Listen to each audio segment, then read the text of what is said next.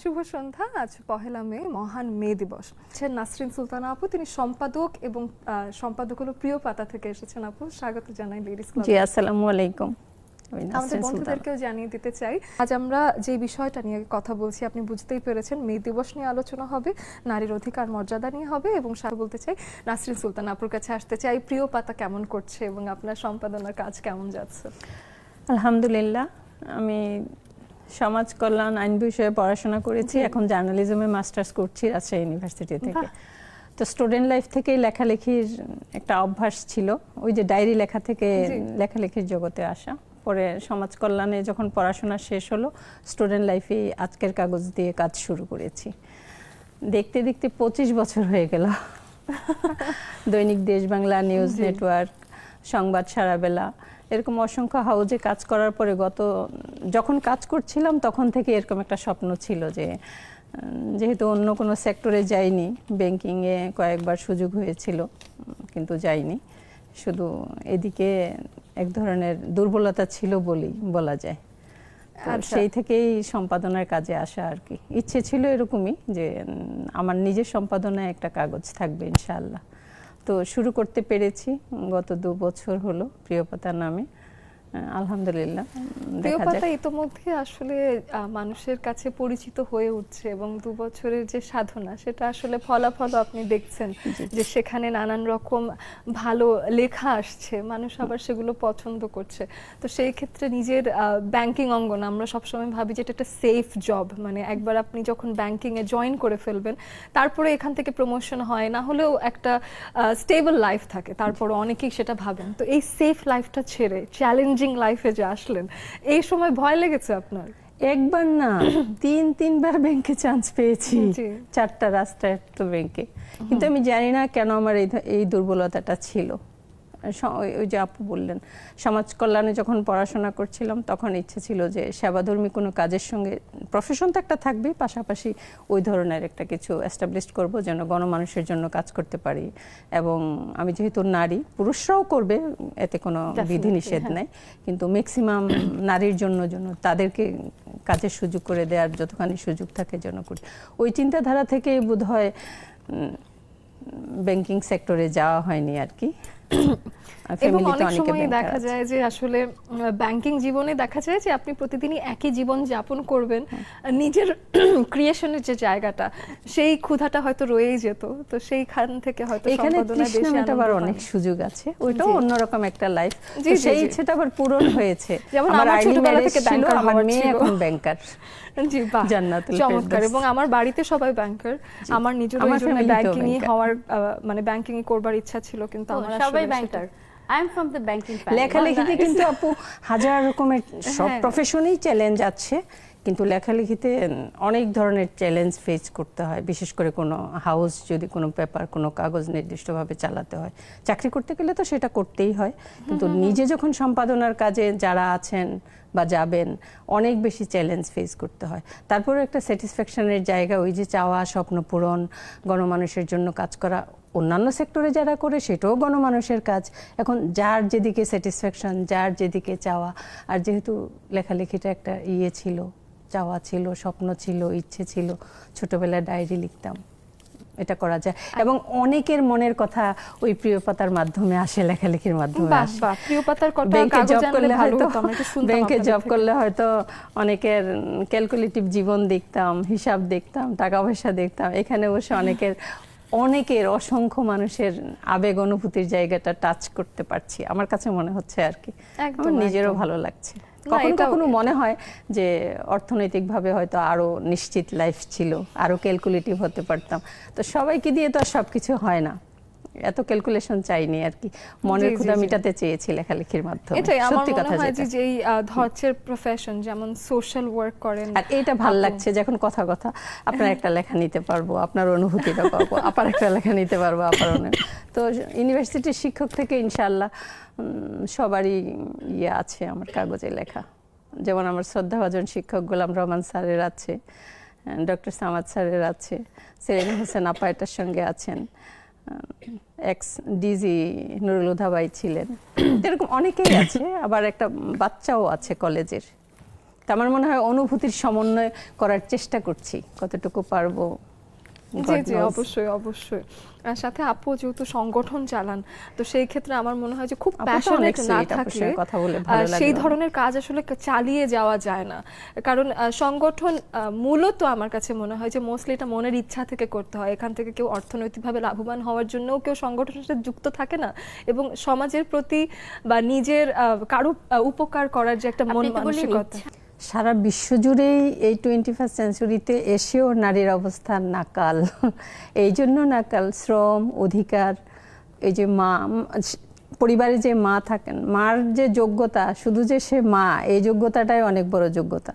তারপরে কি করছেন, ইনকাম করছেন কিনা, সেই প্রশ্নটা একেবারেই অবান্তর। একজন মার যেই ম্যানেজমেন্ট ক্যাপাবিলিটি, সকাল থেকে সন্ধ্যা পর্যন্ত 365 দিন যে রোল উনি প্লে করেন, রোজগার দৈনিক একটা চাকরি করে যা আর্ন করেন, সেটার সম্পূর্ণরূপে যে সুষ্ঠু ব্যবস্থাপনাটা কিন্তু মার মাধ্যমেই হয়। আত্মীয় স্বজন, পরিবার, বন্ধু বান্ধব, অসুস্থ মানুষ, ছোট সন্তান, পরিবারের বয়োজ্যেষ্ঠ যারা থাকেন, তাদের সব কিছু তো মাকেই করতে হয়, এবং মার গাইডেন্স, মার দিক নির্দেশনাই হয়ে থাকে। দুঃখজনক হলো সত্যি যে 21st সেঞ্চুরিতে এসেও আমরা আশানুরূপ, হয়তো আমাদের অনেক রকম পরিবর্তন এসছে, কিন্তু কাঙ্ক্ষিত পরিবর্তন এসছে বলে এখনো মনে করি না আর কি। একেবারে, এবং কাজের জায়গায় যতখানি করি না, আমরা হ্যাঁ। অধিকার নিশ্চিত শ্রমের করতে যাই, স্বীকৃতি, যেমন একজন সব মাই কিন্তু মা, আবার সবাই মানে গ্রাসরুট লেভেলে যারা আছেন, আমার আপনার তাদের মধ্যে কোনো পার্থক্য নাই। তারপরে অবস্থানগত, জায়গাগত, স্থানভেদে তো একটা পার্থক্য স্বীকার করতেই হবে।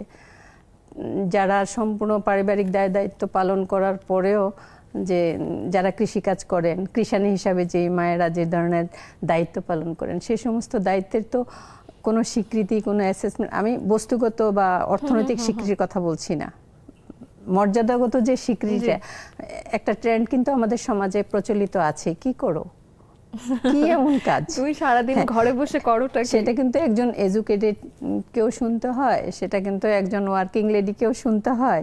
ওই যে গ্রাসরুট লেভেলের সারাদিন সংসার দেখছেন, এবং একজন ওয়ার্কিং লেডিকেও বাড়িতে গিয়ে সংসার করতে হয়, এবং সে Everything. কোনো একটি কাজ না হলে তাকে যেমন প্রশ্নবিদ্ধ করা যায়, বাড়ির পুরুষ মানুষটাকে হয়তো অতখানি প্রশ্ন করা যায় না। ওই ট্রেন্ডটাই তো নাই আমাদের ট্রেন্ডটা সমাজ নেই, ব্যবস্থা, right. আমাদের ওই পারিবারিক শিক্ষাটাই নাই। আমি কাউকে ছোট করার জন্য বলছি না, কেন আমরা তো সত্যি কথা ছোটবেলা পারিবারিক ওই ধরনের শিক্ষার মধ্যে দিয়েই যাই, যে ছেলে মেয়ের মধ্যে যতই বলি একটু পার্থক্য, বৈষম্যের কথা বললে একটু বৈষম্য, কেন ছেলে মানুষ রেস্ট করবে, ভালো থাকবে, কষ্ট হয়েছে।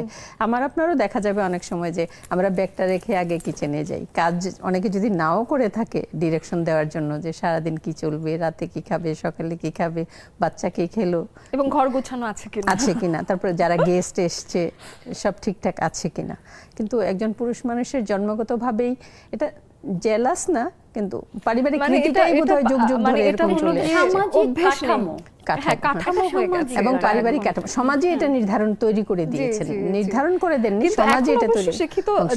দিনে না, এসে না, change এসছে। অনেক অনেক চেঞ্জ আমি কিন্তু এসেছে, বলেছি অনেক যে প্রগতিশীল কাঙ্ক্ষিত পুরুষ যারা পরিবর্তনটা কাজে আসেনি। হাত দিতে হ্যাঁ। পছন্দ না, না, করেন। চেঞ্জ জি, এসছে, change কিন্তু এসেছে। কাঙ্ক্ষিত পরিবর্তনটা তবে 21st সেঞ্চুরিতে আসেনি। কাঠামোটা তৈরি হওয়ার কারণে যিনি এটা করছেন তাকে আমরা খুব ওভার এস্টিমেট করছি। মানসিকতার যেমন আমিও changeটা ঘর অনেক বেশি গুছাচ্ছি, জরুরি। কিন্তু একজন ছেলে যখন ঘর গুছাচ্ছে তখন এটাকে খুব হাইলাইট করে আচ্ছা, দেখানো এরকম হয়। আছে একদম। কিন্তু তাই না? সংখ্যায় সে কম আর কি। বাহবা পাচ্ছে, আর কি। স্বাভাবিক। সারা বিশ্ব জুড়েই অবস্থাটা আমার আছে। মনে হয় এটা পুরো বিশ্ব জুড়ে, মানে আছে। বাংলাদেশ এখনো আলোচনা হয় নাই। প্রগতিশীল বা আমাদের থার্ড ওয়ার্ল্ড কান্ট্রি বলে আমাদের এখানে বেশি ফেস এটা করতে কথা হচ্ছে। বলা হয় এটা নিয়ে, কিন্তু পুরো বিশ্ব পৃথিবীতেই জুড়ে আমার আছে, মনে হয় বিশ্ব যে জুড়ে এরকম আছে। হয়। এবং মাকে তার রোল প্লে করতে হয় ঘরে বাইরে সব জায়গায়, বাবাকেও জি, জি। করতে হয়, কিন্তু মার একেবারে নির্ধারিত অবধারিত ভাবে কিছু আছে কিছু যেটা আছে, মাকে এবং করতে সেটাতে আপনি আলাদা করে কোনো প্রশংসা পাবেন না, কারণ এটাই তো আপনার না, কাজ। ওই যে পারিবারিক আপনার শিক্ষা, কাজ। না, ওই যে পারিবারিক- ফাইন সেন্টেন্স, হ্যাঁ। ওটাই তো আপনার কাজ। ওই যে না, ওটা তো পারিবারিক শিক্ষা, আমরা তো ওটা শিখে বড় হইনি। জি জি, যত শিক্ষিতই হই ওই লেসনটা আমরা খুব কম, ইদানিং হয়তো অনেক মা বাবা করছে, জি, আপনারা জি। হয়তো করবেন আপনার সন্তানদেরকে। ডেফিনেটলি, এবং শেখানো উচিত, এবং অভ্যেসটা শুরু হোক পরিবার থেকে, নিজের সর্বকনিষ্ঠ পরিবারের যিনি Change সদস্য একটা আছেন এসছে, সেখান থেকে এখনো পরিবর্তন কাঙ্ক্ষিত শুরু মাত্রায় করতে হবে। আসেনি আর কি, অবশ্যই 21st century-তে আমাদের যেটা আসার দর্শক কথা ছিল। যারা আছেন, বন্ধু আছেন যারা, তারা আমাদেরকে দেখছেন, অবশ্যই যুক্ত হয়ে নিজেদের ভাবনা দৃষ্টিভঙ্গি অবশ্যই ভাগাভাগি করতে পারেন। অনেক নারী বন্ধু আছেন যারা নিজেদের পরিবারকে এমন করেই সাজিয়ে গুছিয়ে নিয়েছেন যেখানে এই ধরনের পরিবর্তন আলাদা করে বলে করতে হবে না, সেখানকার মানুষ হয়তো সবাই প্রগতিশীল এবং একইভাবে চলছেন, সেই গল্পগুলো অবশ্যই আমাদের কাছে শেয়ার করবেন। এবং এখন নিয়ে নিচ্ছি একটা বিরতি, ফিরে এসেছি কিছুক্ষণের মধ্যেই। এবছরের মহান মে দিবসের যে মূল প্রতিপাদ্যটা সেটি এরকম: শ্রমিক মালিক ঐক্য গড়ি, উন্নত দেশ নিশ্চিত করি। একটি শ্রমিকের সাথে যখন মালিকের বনিবনা হয় তখন একটি অদ্ভুত সুন্দর কাজ বেরিয়ে আসে, এবং শ্রমিকের সাথে যদি মালিকের সামঞ্জস্যপূর্ণ সম্পর্ক না থাকে সেদিক থেকে দেখা যায় যে আসলে কাজের সেই সবচেয়ে ভালো ব্যাকআপ যেটা সবচেয়ে ভালো ফলাফল হিসেবে আসতে পারে সেটা আসলে অনেক ক্ষেত্রেই দেখা যায় না। এবং মালিকের সাথে শ্রমিকের যে ধরনের একটা বিভেদ আমরা খুব বেশি ফোকাস করি, সেটার কারণে আসলে সমাজের ঐক্য নষ্ট হয়, দেশের অর্থনীতিতে সেটার যে প্রভাব আছে সেটা আসলে দূরদর্শিতার সাথে দেখলে বোঝা যায়। তো সেই ক্ষেত্রে একদম শুরুটা গোড়া থেকে, সম্পর্কের শুরু থেকেই হয়তো আমাদের মে দিবসের এই বছরের প্রতিপাদ্যটা গড়ে তোলার চেষ্টা হয়েছে, এবং শুরুটা যেখানে করা সেটা নিয়েই কথা বলছিলাম। তবে এই মে দিবসের পেছনে আরো বড় একটি হিস্ট্রি আছে। নারী পুরুষ নির্বিশেষেই শ্রম ঘন্টার ভিত্তিতে একটা সময় নির্ধারণ হওয়া উচিত, এটা নিয়েই কিন্তু 1886 সালে আমেরিকার শিকাগোতে যে আন্দোলনটা হয়েছিল। তো আসলে কর্মের স্বীকৃতি সবাই চায়, নারী পুরুষ নির্বিশেষে। তো সেই বৈষম্যটা আবারও বলতে হয় নারী পুরুষকে নিয়ে।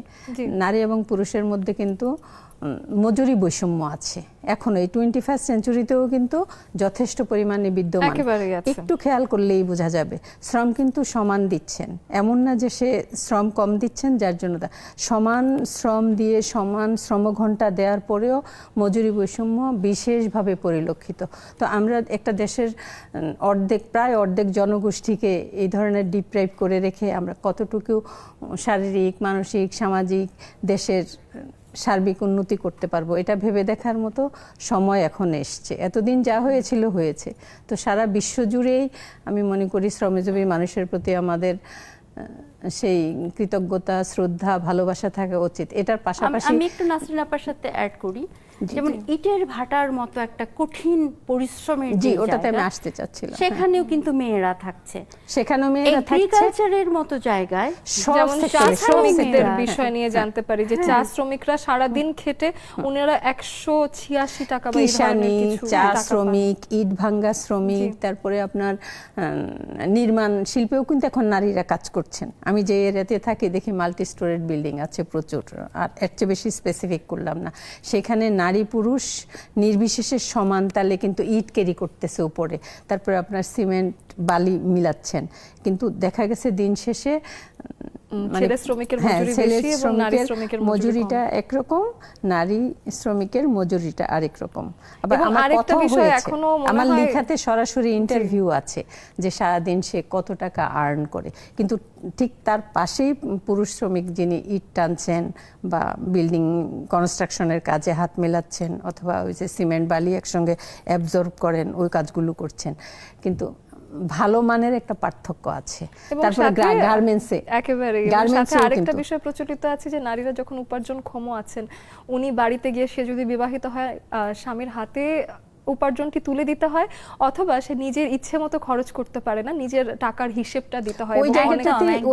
ওই পয়েন্ট অফ ভিউ থেকেই বলেছি যে 21st সেঞ্চুরিতে এখনো কাঙ্ক্ষিত মাত্রায় কোনো রকম পরিবর্তন আসেনি। তো এই কথাগুলি বলতে গেলে এক পেশে হয়ে যায় যে আমাদের জেলাসটা শো হয় না, কিন্তু লজিকটা এস্টাবলিশ করতে গেলে গভীরভাবে চিন্তা করলে এটা জেলাস না। এখনো বারবারই বলতে চাই যে আমরা একটা প্রগতিশীল পুরুষ সমাজ পেয়েছি, এটা অবশ্যই আছে, কিন্তু দেশের কোনো একটা সেক্টরে এখনো এমন একটি ব্যবস্থা প্রচলিত আছে, কাঙ্ক্ষিত মাত্রায় হয়নি বলে তো বিষয়টা নিয়ে এখনো ভাববার অবকাশ রয়েছে। এবং কিছু জায়গায় এই ভাবনার আধুনিকায়ন হয়নি, যেটা নিয়ে এখনো কাঙ্ক্ষিত মাত্রায় আমরা কাঙ্ক্ষিত জায়গায় পৌঁছতে পারিনি। এটা নিয়েই কথা, আমারও সেটাই কথা। এই যেমন চা শ্রমিকদের এত শ্রম বৈষম্য, মজুরি বৈষম্য, চিন্তা করলে যে এই সময়ে এসে একটা ডিম খেতে 20 টাকা লাগে, এখনো ওদের যদি আপনি ডেইলি পারিশ্রমিক চিন্তা করেন মানে সেটা কোনোভাবে আপনার বিবেচনায় এটা আনতে একেবারে পারবেন না।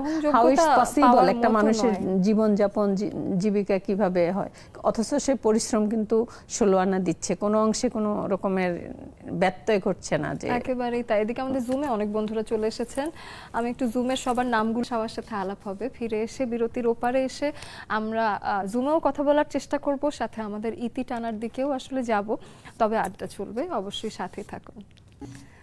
মে দিবসে কথা বলতে চাই সকল রকম শ্রমজীবী মানুষ নিয়ে, তবে লেডিস ক্লাবে নারী অধিকার এবং মর্যাদা নিয়ে আলাদা করে আলাপ করতে হচ্ছে, কারণ একটাই যে এখনো অনেক জায়গায় পুরুষ শাসিত সমাজের কিছু ছোঁয়া রয়ে গেছে, যেই ছাপের কারণে কিছু এখনো বলবো যে কিছু জায়গায়, সমাজের কিছু জায়গায়, পৃথিবীর কিছু কিছু জায়গায় এখনো কিছু জায়গা রয়েছে যেখানে নারী অধিকার সম্পর্কে মানুষ একেবারেই অজ্ঞাত এবং তারা দেখা যায় সেটাকে একেবারেই ভ্যালিডেট করতে চান না। তো সেই জায়গাটা এখনো কেন আছে সেই বিষয় নিয়ে কথা বলতে চাই।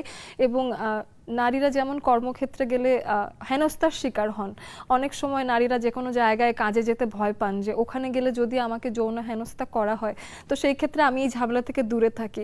এমন অনেক ঘটনা হয়েছে যেখানে আমার মনে হয়েছে যে ওনার অ্যাপ্রোচ ঠিক নেই, তো আমি কাজটা চাই না, হয়তো আমি বেকার কিন্তু কারো অ্যাপ্রোচ ঠিক নেই বা কথা বলার ধরন আমার পছন্দ হয়নি, তা আমি বলেছি না এই ঝামেলা তো আমি চাই না, তা আমি যাব না। আই কন্ট্যাক্ট ঠিক নেই, উনি এমন একটা শব্দ বলে বসলেন যে শব্দের কারণে আমার মনে হলো না এনার সাথে আমি কাজ করব না। কিন্তু ছেলেদেরকে কিন্তু মেয়েরা এটা বলে বসলে ওনারা জানেন যে আই ক্যান ট্যাকল দিস, মেয়েরা চাইলেই সেটা ট্যাকল করতে তার পারে ষষ্ঠ না। ইন্দ্রিয় এত প্রখর, সে জি। বুঝতে পারে চাহনি দিয়ে। একেবারে আপনি এই পর্যায়ে যদি ছোট করে একদম বিদায় দিতে চাই, তো সেই ক্ষেত্রে নাসরিন আপুর কাছে একদম বিদায় সম্ভাষণ 1-2 লাইন শুনতে চাই, আপুর কাছে এক প্যারা অবশ্যই শুনবো। বিশ্বজুড়ে এবং আমাদের দেশে নারী নিপীড়নের যে সমস্ত আইনগুলো আছে, আইন একবারে কম নেই। আমি একজন আইনের ছাত্র হিসাবে, একজন সচেতন মানুষ হিসাবে যেটা আমি অবজার্ভ করেছি, আইনের যথাযথ বাস্তবায়ন নেই। যদি যথাযথ বাস্তবায়নটা থাকতো, নারী নির্যাতন বলেন, নিপীড়ন বলেন, র্যাপিং বলেন, এগুলির মাত্রা অনেক এত অনেক বাড়তো না। ধন্যবাদ। তো আমি পুরুষদের Thank you. প্রতি শ্রদ্ধা রেখেই জি। বলছি, বাবা ভাই সবাই যেন মাথায় এটাই রাখেন, বাইরে যারা কাজ করছেন, কর্মপরিবেশ তৈরি করার দায়িত্ব তাদেরও জি। আছে, বাবা হয়ে অনেক ভাই হয়ে ধন্যবাদ আপু। ঊর্ধ্বতন।